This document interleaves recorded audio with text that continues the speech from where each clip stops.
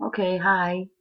Um, I wanted to bring up something that is I'm seeing as being a common issue for a lot of people in trying to be happy.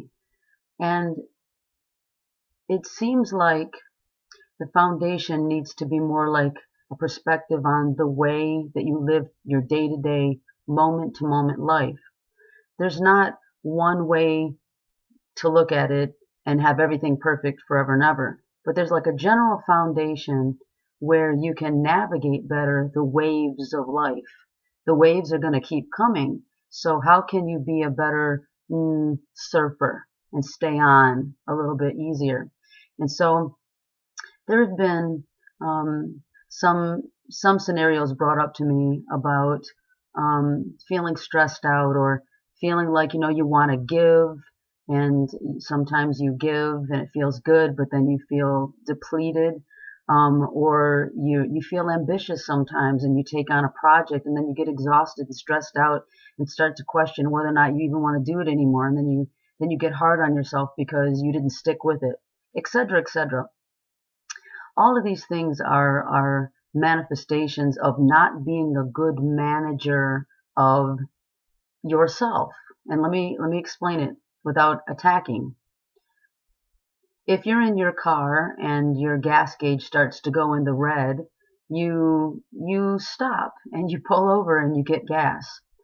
Your emotions are like that. If you were to picture your life is like your car, you are the vehicle. Your body, your psyche, your mind is your vehicle, and you're the only one that can manage it for yourself.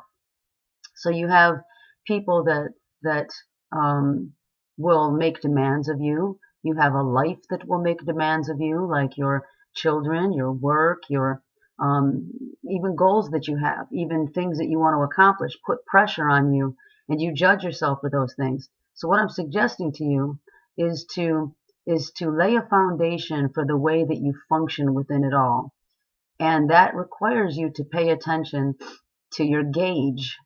So your job description and clarifying it to navigate better and keep a balance, and that's what we're talking about here, is how to balance yourself and maintain yourself and manage your life effectively enough to where you don't get out of balance so extremely. So life feels like this instead of like this, and dips and higher peaks and lower dips. You want to level it out a little bit, enjoy the ride. So you can't do that if you are dishonoring your feelings along the way. Feelings of being tired, hungry, stressed out because you're letting people or other people's opinions put pressure on you, which requires you to maybe debate between honoring them or honoring yourself. And so you have to be willing to honor your feelings and manage your feelings. You can't manage your feelings without honoring your feelings. And I mean and I mean in every moment. I mean in realizing that, what, you're getting stressed out and you need to back up. Not forever and ever, amen, but just for that moment, taking a break and saying nothing's more important than that I feel good, and it is not. Nothing is ever more important than that you feel good. You don't feel good, you're not good to anybody. You don't feel good, you're not good to the project you're trying to do or anyone you're trying to help. You have to put on your own oxygen mask in order to help anyone. And if you don't, you're not any good to anybody.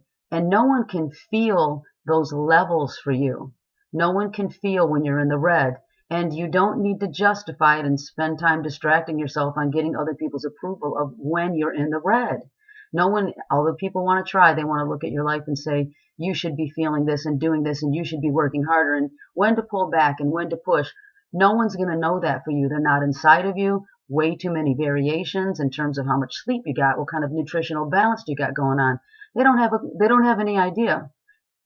You seek outside of yourself to get opinions on that, and the fact is that it's actually distracting to do that. You need to be inside of yourself and know that what's right for you can only really be known by you. And you're the only one that can set those boundaries for yourself of when you're pushing too hard. Give yourself the approval to back up when you need to back up, to rest when you need to rest, and know that trying to exceed those limits is like trying to clean the sand off the beach. You're never going to get it done. You're never going to ever really get ahead. Do you ever notice when you get a really big list of things to do and they're like, it's pressure on you, it's weighing on you, and you get some of them done, you get all of them done, and then that last, it's like feels good for a second, but there's always more. There's always more, and I'm going to tell you, ain't never going to stop. There's always going to be more. So there comes a point where you have to say, this is the normal flow of life. And so if this is the normal flow of life and it's never really going to stop, I can only make a decision to maintain a pace that I can start to enjoy it a little bit better. I can start to enjoy it because I'm not ignoring my warning signs of needing to slow down or to fill my cup. And I mean emotionally, I mean physically, mentally. It doesn't matter what area. It could be you need some more sleep. It could be you need to eat a little better. It could be that you need something emotionally, like you need to listen to some comedy or go dancing or listen to turn up your favorite music while you're cooking in the kitchen. Anything that consciously acknowledges what you're needing. Things in life are like vitamins.